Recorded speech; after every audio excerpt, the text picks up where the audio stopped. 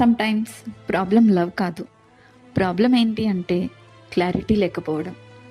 రిలేషన్‌షిప్‌లో small things కూడా ఎందుకు బిగ్‌గా హర్ట్ చేస్తాయి? ఒక్క మెసేజ్ మూడ్‌ని ఎందుకు ఫుల్‌గా చేంజ్ చేస్తుంది? సైలెంట్‌గా ఉంటే మైండ్‌లో 100 స్టోరీస్ ఎందుకు క్రియేట్ అవుతాయి? ఇది వీక్‌నెస్ కాదు. ఇది హ్యూమన్ సైకాలజీ. మనం లవ్‌ని సింపుల్‌గా చూస్తాం.